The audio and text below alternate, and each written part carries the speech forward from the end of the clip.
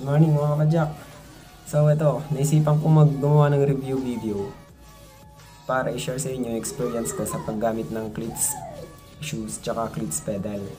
So naisip kong gumawa ng video kasi nung bago pa lang ako nagbabike, wala man sa isip kong gumamit ng cleats set o ganyan, mga arte-arte sa bike hanggang sa naadip na rin ako magbike. Tapos naisip ko na parang mas nag-search na tingin-tingin ako sa online. Since dalawa yung gamit ko, since gumagamit ako ng RB tsaka mountain bike.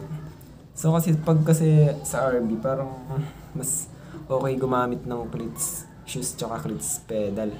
So ayun, naisip kong bumili. So nung gusto ko bibili pa lang akong ganyan, naisip ko na magtingin-tingin sa YouTube, sa Facebook, mga reviews ba.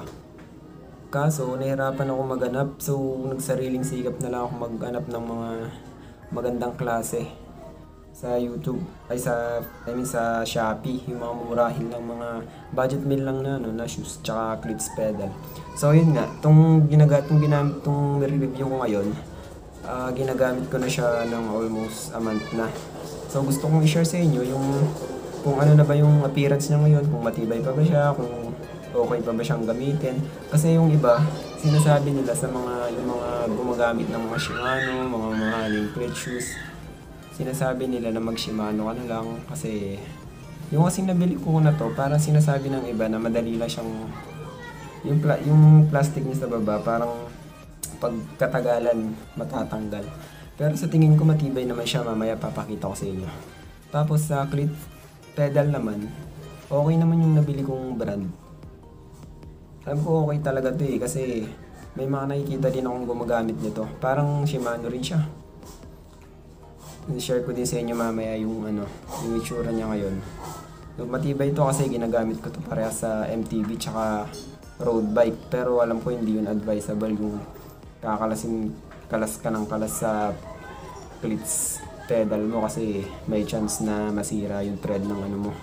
Kung hindi man yung thread ng cleats mo yung masira, pwedeng yung crank arm, yung thread ng crank arm mo yung masira. So ayun guys, panoorin nyo, re-review ko, share ko sa inyo.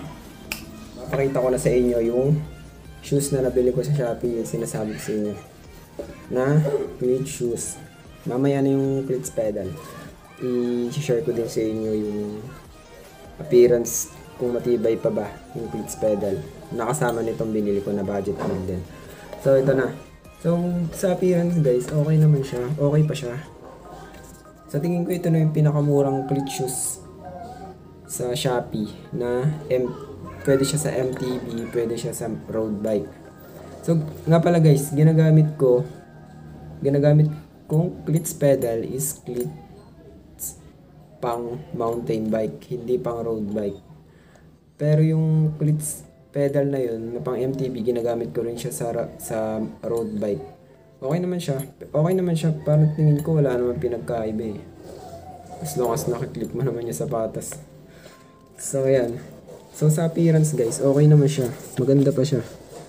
So ito yung sinasabi nilang pag nagtagal, pwedeng matanggal, matuklap. Itong part na to, pwedeng matuklap. Pero okay naman siya guys eh. Okay pa naman siya eh. Sa appearance, okay pa naman. Yun lang talaga, mga gasgas. Ayan. Kung makikita nyo, may mga gasgas. Oh. Ayan.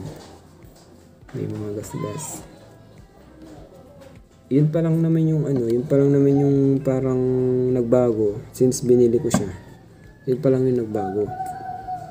Pero sa pagsusot, okay pa rin naman. Komportable pa rin naman yung paa ko. Na size 42. Tsaka accurate yung size nila guys. Mamaya ilalagay ko pala yung link sa ilalim guys. Tingnan nyo na lang. Size 42. Tama naman yung dumating, size 42. Tsaka accurate yung size nila guys. Size 42 talaga ako. Okay naman siya. So ayun nga guys. Okay naman siya. Ito yung partner niya. Okay lang din naman siya. Maganda pa. Parang bago pa rin. Kahit 1 month pa lang to sa akin to guys. Halos araw-araw ako nagra-rides. Hindi pa rin siya mukhang laspag. Matibay pa rin siya. Ayan guys, matibay pa rin. So guys, Okay na sa okay na tayo sa sapatos. Then share ko naman sa inyo yung nabili kong cleats pedal. Ano rin siya, budget meal din siya kumpara sa mga Shimano na cleats pedal. Ito na guys, papakita ko na sa inyo. Ang brand nito is Serai. Yung mga iba siguro dyan, alam na tong brand na to. Ayan. Para rin siyang M505 ba? Para Shimano rin yung tsura niya syempre. Ano rin siya, left right din yung niya.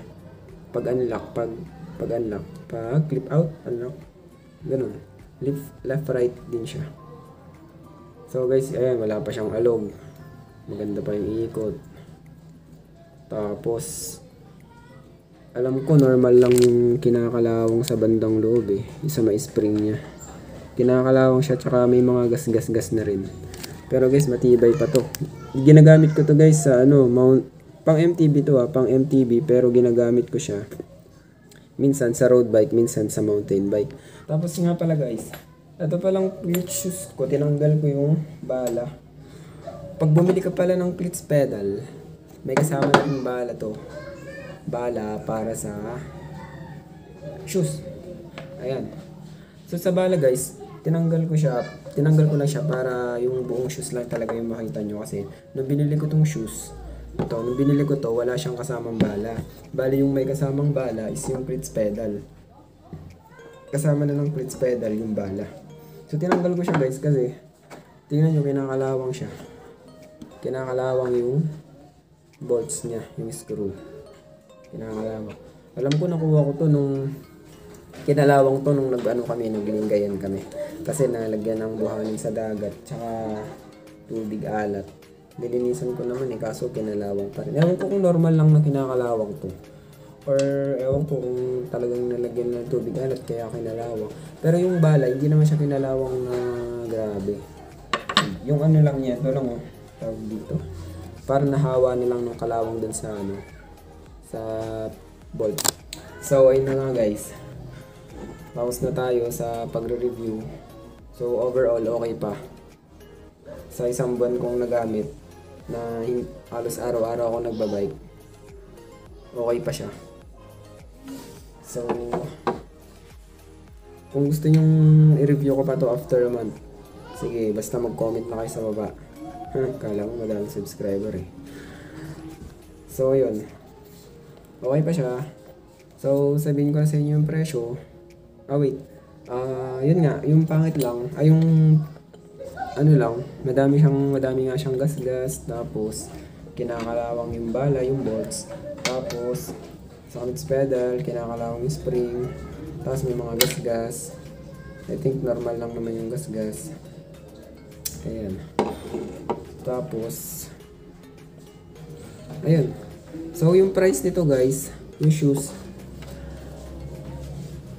ay lang, nasa halagang 1,299 plus shipping fee. Pero guys, pag sa Shopee ka kasi bumili, halos araw-araw meron silang free shipping. Pag I think 299 above or 249 pataas or 199 pataas, matik na yun, meron na free shipping. Kaya expect mo na free shipping agad pag pag halagang 1,000 pataas yung binili mo, automatic free shipping na yun. Ayan guys, sapatos 1,299 kung nabili. Tapos sa cleats pedal naman guys, MTB cleats pedal, yung price nito is 1,156.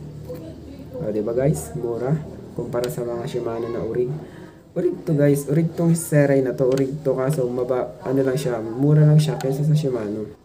May sarili silang brand. Meron din silang pedal ng pang road bike guys. Tingin na lang kayo sa Shopee. Hindi kasi ako nagtingin ng pang road bike pero alam ko meron sila. So yun, 1,156. So total, dalawa, 2,455. Cleat set na yun guys. Saan ka pa? Cleat set na yun. Meron ka ng shoes, meron ka ng cleats pedal. 'Di ba? Kung baguhan ka pa lang, kung wala kang budget, kung nagsisimula, kung gusto mo palang mag-cleats, kung ayaw mo na mamahalin, may pera ka pero ayaw mo nang mamahalin, yung tingin mo hindi mo naman gagamitin na matagal pero gusto mo lang mag-cleats, bumili ka na nito guys, mura lang. Tsaka sulit na to. Hindi naman agad siya nasira or wala namang malaking damage.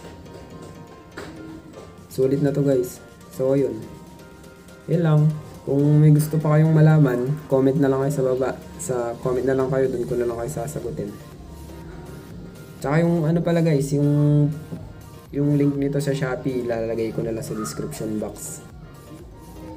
Guys, kung bago ka lang dito, alam ko madami mapapadpad dito sa mga baguhan lang sa mga gusto lang mag-cleats. Kung napadpad ka lang dito guys, subscribe mo na rin yung channel ko para masubaybayan mo yung mga solo ride trips ko. May kasama ko nagbabike, o kaya mga future na reviews ko na rin sa mga item ng bike, sa mga experience ko. And guys, salamat, sa susunod ulit.